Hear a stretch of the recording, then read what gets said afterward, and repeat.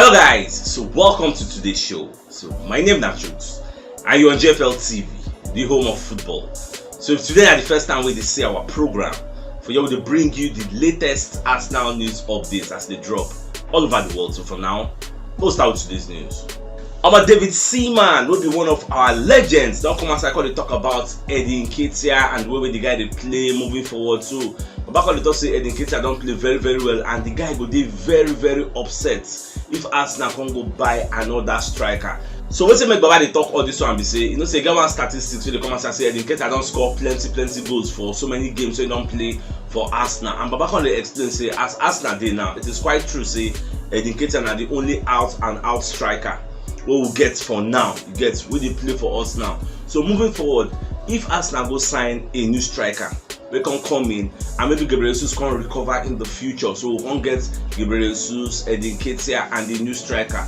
Now, if Eddie Nketiah can get less game time, he no go be very happy. Guys, he go on revolt, he go on come out for Arsenal. Say no go be a good way to reward the boy for what they do for us. Now look at say Gabriel Jesus no dey and the guy they turn up, you get, we play, they score, and now only him now they used to play almost all the whole games. Even at the point itself, I thought for media conference where they complain say, as of now, Nketiah is the only out striker where Arsenal gets, and it is not very easy. Now they play cup, now they play league, and if you continue like this now, say we don't get any other body. Once your Europa League starts, now you go still play and if Gabriel Jesus never come back by then. So David Seaman can they explain some things, because they talk say as it stand now, if Arsenal no sign a striker now, can't leave him in the long term. Say it can, maybe Gabriel Jesus can get some complications, he no can recover on time, it go affect us. But as long as Gabriel Jesus injury na short term, say maybe they feel they ride on the wave of Eddie Nketiah for now. But me, when I listen to what they talk, I see some sense for what they talk, but at the same time I don't really support in idea 100%. A club like Arsenal no fit dey rely on only Eddie Nketiah as our second number 9. Get the quality is supposed to be higher. Somebody maybe higher than Gabriel Jesus gone. Get look at Man City now. If Eliana know the Julian Alvarez, a World Cup winner, they there to deputize. Look at the couple that they play. Alvarez play. Look at that quality. But we come out Eddie Nketiah, come out Gabriel Jesus. We have Eddie Nketiah. Eddie Nketiah not say no good, but we still need somebody else. If them be 3, no bad. You get if them be 3, it's not the bad thing. Eddie Nketiah supposed to understand. Say instinct they develop. Look at that match he play against Newcastle. Whether we like it or yes, he was out muzzled, he was bullied. All those kinds of Botman, Dambon, Shah, all of them they bully him. You get no see sniffing, nothing. You get. I think they only manage one shot on goal, we keep up, take leg, kick out. So that's my own concern. You get. So well, whether they say everything, but maybe I think that sniffing sign striker, whether they not go sign, we'll just watch. So away from that, so Barcelona don't they open to listen to offers for Ferran Torres and Sufati and Rafinha, because as back at day now they need the reinforcement, and before they will bring a reinforcement they need to sell players. Get now the predicament to them find themselves now. And basically say life get as if you look at this Rafinha which Chelsea they fight for, Chelsea won't go all out for. Back at later collect time, it don't go Barcelona now what's they happen now? He's getting less game time. Now back at the plan to sell him, it's even deemed as surplus to requirements. And so fact itself will be one of their gems. They won't even sell him. So you just see, because they need money, they are desperate to go. So now who will go sign Rafinha back? Because he just got him from Leeds. I never think the guy don't play even up to one full season for this Barca side. Now whether Chelsea will go back for him, go sign him, they no go for him because of the disgrace we ain't give them. Well, that one that they own cup of rice. Not just the watch as since they go. I mean, whether Arsenal self will look that direction, maybe we'll go carry Ansu Fati, or whether we'll carry this Rafinha again. I never really know what they watch. The foot mercato come outside and let us know. So the Kroenkes don't approve Mikhailo Mudryk deal, like they give a green light. So make Edu Gaspar go there and make sure he can pay the money, whatever they ask, the asking price, go there and give them what they want. And at the same time, Jorge Baraval will be one of the journalists where they work for ESPN, also come outside and reiterate the same thing with Foot Mercato they talk, say Arsenal will sign this Mudryk. Say Mudryk is going to be an Arsenal player. Say Arteta gets one of the gems in world football in his hands. I was saying about they talk this one. The only thing where they hold this deal now, from all the sources where they hear now, they are not dragging for the price. They don't 100 million euros. They don't get the price where this Shakhtar Donetsk wants. What is that they drag now? How much will be the upfront fee? And how much will be the base add-ons get? Arsenal they propose 30%, like the total fee 30% of it is going to be add-ons and bonus performance-related incentives. Whereas Shakhtar Donetsk, they talk say the bonus or the incentive or whatever performance related, say na maximum of 20% it will be, then the rest will be an upfront fee. So I never know how it will be. That is why many people they talk say this deal is getting closer and closer. And you get what they see for the comment section. A lot of you don't really understand how the transfer window they go. I believe say when I'm not supposed to be surprised, say the thing they drag today na like 11 or thereabout. I'm not supposed to be surprised because I already told you this thing from the onset, ab initio. I told you this thing, say transfer window, don't expect it at the first day, January 1, we'll go sign player. Don't expect that it may even happen in the first week. It may drag onto the third week, it may drag onto the second week. I told you people all this, and so one at the form surprise, like say, when I'm not saying that's what it will be. Transfer market, not be say the enter market, you won't go buy onions or buy Maggi. They will negotiate. The selling club wants to get value for that player. They want to get all the money they can collect from you. The buying club wants to make sure, say, nobody cheats them. They don't pay overboard. You get, say, then go small, make the money they exactly the value or close to the value of the player. That is why I see two of them they drag their foot, but at the end of the day, they will come to a compromise and Arsenal will get the player. So you know they're as easy. That's what I think. Shakhtar Donetsk, they know they're happy say they sell Mudryk. You see this Shakhtar Donetsk that they are Ukraine League. Whoever wins that Ukraine League, then go Champions League. And Shakhtar Donetsk always they come the Champions League. And the ace we then get for their bag. Remember this Mikhailo Mudryk. If they sell on to Arsenal, they will lose a very, very big star where they score plenty goals and make assists for that Ukrainian league. In Ukrainian league, they have two big teams. Just like for England, I go talk about the big six. For Spain, I go talk about Barca, Real Madrid. In Ukraine, there's Dynamo Kiev and there's Shakhtar Donetsk. Again, these two now they always challenge for the title. So, what do you think will happen if Shakhtar Donetsk lose Mudryk? They will be slightly weaker. Again, that's why they know they're happy. Ideally, they will prefer make the guy go out in the summer. But as nobody like that, and Arsenal they persistent, they push them. They don't get choice, and the player don't publicly show in desire to join Arsenal. So the best they can do is to collect money. That's why they are not happy. They are reluctantly trying to sell this guy. This is why they are happy. So away from that, so Arsenal slap 40 million euros, which is about 35.3 million pounds on Balogun. Now, Inter Milan are interested in signing Balogun. They don't disturb Arsenal, so they're interested. They don't ask the Alpha, we need this in a nigga with the rims. The guy did the score plenty goals. So some kind of people don't put their eyeballs on him. They don't send scouts to come monitor him. But Arsenal can say, okay, whoever wants this guy, if you are really serious, just give us 35.3 million pounds and we'll take him to you. We'll give him to you because the guy is seen as surplus to requirements. I don't think Arsenal moving forward will depend on the likes of Nketiah and Balogun come on now. So and Balogun self, he wants game time. He would like to go on loan. So if anybody wants to come and buy him, we'll sell him off and use the money to re-establish, buy a top goal scorer, a household name. That's the plan. So Mojo the Watcher, that this deal will come to fruitful fulfillment. Mojo the Watcher.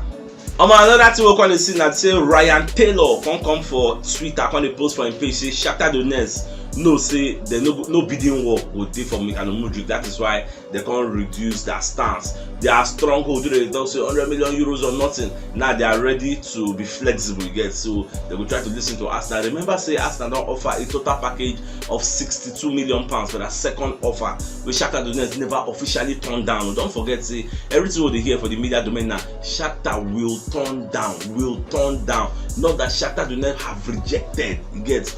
So I think that's still building off of that second offer, that 62 million pounds. But Arsenal will still add something, maybe in the area of performance-related incentives. Now, what me at the CC, maybe at the end of the day, it may not really be that 100 million euros. If it be maybe 75 or 80 million euros, I don't really know. But at the end of the day, we'll hear the figure of this deal. But what me, I just they happen now as Chelsea now don't find their square root. So Shakhtar no say, nobody they come for the guy again. And despite that, we don't really know what's happening behind the scenes. Whether the Mudryk they put fire for their bomb, but let them say, Arsenal not no man, don't play with me, all those kind of things. And also the guy is like 22 years old, so say this is like the biggest moving one move. Imagine moving to a team who's top of the league, 5 points ahead Man City, they behind me. Which kind of team one day bigger than that again? Nobody say Real Madrid or PSG or other people they look for you because everybody gets somebody waiting for their flanks. So Arsenal is the only side that you can come in, play well and stand the chance because the coach is a nonsense coach. There are no secret cows here. You come in, you play well, you start. So now so Ateta be. So that's why this Ryan Taylor let us know say Shakhtar don't relieve their stronghold for that 100 million euros. Let's just see how things continue to move. Now the Metro come and say I can do one documentary, like an analysis of Chelsea's interest in Mudryk. So they can't let us know say Chelsea are even surprised with the way people can they link them strongly to Mudryk. Say they know they serious with the guy. You say the meeting we then do with Dario Serna, will be the director or sporting director or director of football for Shakhtar Donetsk now exploratory. Now what is them talking? Don't be say they strongly linked to the guy, like say they really need the guy. No, that's why no bid was ever made. So what is they just do now to ask Dario Serna, say okay, how available is this guy? How much do you want for this guy? Do you think this guy will come and join us? All those kind, like they will do their due diligence. That's what I'll put it. So they call it surprise. Say the media can like turn everything now became a media frenzy. Everybody they say just what's Qatar's now plan. Say they're not even they interested again. I believe after that meeting, that's why Shakhtar can soften their stronghold. They can say okay, there will be no bidding war. Chelsea are not even going for them. Even Arsenal fans say just chop the bubble. You just say Chelsea will carry the guy. Chelsea no even really need them. That is why they quickly ran away to go and collect Joao Felix, because they don't say for this Mudryk, it is a no-go area, nothing for them again. So that is why at the end of the day now, Arsenal are going to still get the player. For everybody they fear, and why they talk about the deal, why they never sign up. It is not as easy as you think, but all we can say is everything is going according to plan. For all these top media personalities, Fabrizio, everybody talks say directors is going, Arsenal is going to get this guy. It is they know they see something. It is they just come out and they talk. Arsenal will still get this guy. This guy is our priority in January.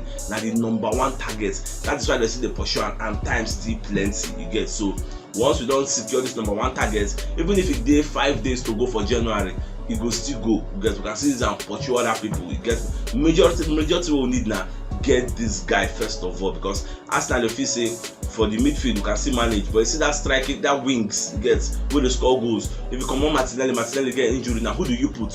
Nobody. Now Reece Nelson you go put with somebody higher quality. Yes. If Saka get injury now, who do you put? Nobody. But if Shaka get injury now, you can still put Elneny. If Partey get injury now, you can still put Lokonga. But Martinelli, Saka then get injury today now, who do you put? Will you put a Marquinhos and Reece Nelson? That is why they made Mudryk their first #1 priority target to get. So if you don't understand that, I believe you understand it better now. Once you don't secure them, they'll move for other targets. So away from that, even damage sets when they work for Sky Sports, instead of come and say I can't explain, say the Arsenal Shakhtar deal, say the stage where the deal did and the structure stage, the fee structure. Imagine everybody is saying the same thing. The fee structure, they're not dragging for the fee again. They don't sort the fee. What is they drag now? The structure. How much is going to be the add-ons and how much is going to be the base fee, which is the upfront fee, the cash fee. You get where Shakhtar self go buy their own replacement. You get that is where the deal is at. And I don't think that is difficult to get. That one is something we say in the next coming days they're supposed to don't wrap them up. You get so the main issue, the fee, they don't agree. 80 million pounds or 100 million pounds or whatever it is, they don't agree on how they will structure them. Which percentage of that fee is going to be in add-ons, in bonus? Which percentage is going to be the actual fee, upfront fee? So once they don't resolve that one, we get our player, the guy can do medical, and everything will go solo. Move to our next target. So when I just get some faith and be a little bit patient, because all this is no easy. Now I talk to me, them pay the money. Now they won't pay the money, they drag the structure. Some of them are still skeptical. What's this up now?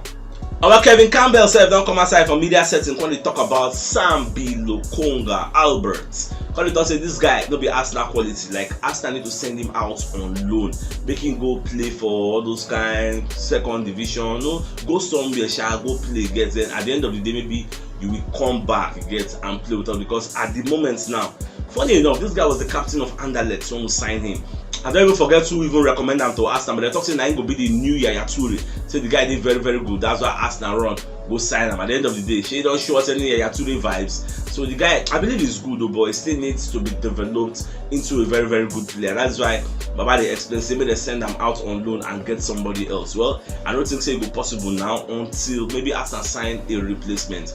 If we sign a good player, a good defensive midfielder, I believe say this guy will go out on loan. That's where me I'm seeing it. So I don't know what Arteta carry for mind though. The more just the watch. And at the same time, Arteta can explain say he don't identify Fabio Vieira's new role for the team. Based on the way they play against Oxford for the first half, it was a drab affair. Our wingers, our midfielders don't really perform anything until the second half, well then the bust net, everything come open, you get. Fabi Vieira had 2 assists. So I know say people they criticize Arteta, say they involve the guy for inside the EPL matches, like the 2 play. I know say why it be like that, because the role when they play now, we are our captain Odegaard self they play. But one thing about Fabi Vieira, we Arteta know they take advantage of, say this guy is very versatile. For Porto when they go sign him, they play anywhere across the front 3, you get, anywhere in the midfield. He can play a deep line playmaker role. Within Eriksen, they give Manchester United alongside Bruno Fernandes. He can do that, you get. But Arteta never really take advantage of all those things. He can even play false 9, you get. Maybe they feel say maybe in lanky nature, maybe they affect him because the EPL is a very difficult terrain to play football. Where maybe in the coming days Arteta don't talk say they already find a new role for them. We'll see what's going to happen. Also, the yesterday Arteta they interested in signing Eric Garcia from Barcelona, you get. And this guy was an academy member of Man City when Arteta did there as an assistant under Pep Guardiola. Man City can sell out to Barca.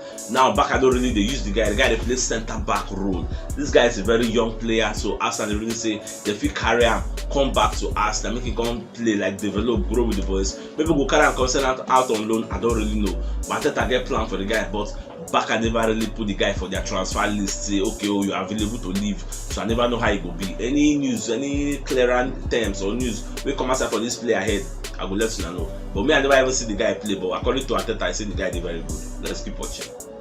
Miss Midfield don't come outside call the talk, say say all this injury when don't go for a long time. Say people don't understand, say don't get that groin injury since when they 18-19 years. And now we're under like 22, 21. So Baba the talk say in they happy, say you don't finish the surgery, you don't recover. Say now he won't contribute in quota to Arsenal title challenge, and say they're ready for the North London derby. So now those kind of match that they look forward to play for the, if you be Arsenal fan again or Arsenal player, they look forward to be involved in this kind of games because the atmosphere is going to be intense and electrifying atmosphere. The fans will be singing, the chanting, the rivalry, the bragging rights, like this kind of match. Now everybody wants to see. At the end of it's your once a season calendar come outside. The first way we check now when is North London derby, and for the first way we beat them 3-1 for the first leg. The second leg them go on revenge, and them they don't lose form, but when it comes to North London derby, form is thrown out of the window. So we'll just see how all these things they go. Moving forward, the guy said they're ready, and myself I already die. Now on Sunday now. Even Sports Witness don't come outside, they let us know say Arsenal don't open talks with Sergej Milinkovic-Savic of Lazio. This guy is a midfielder. He can play very well, can play DM, can play ATM, can play anywhere across the midfield. The guy they play very well. I know say because Arsenal they first now, Arsenal is an attractive proposition to any player. So I never know whether that this summer Arsenal won't sign him.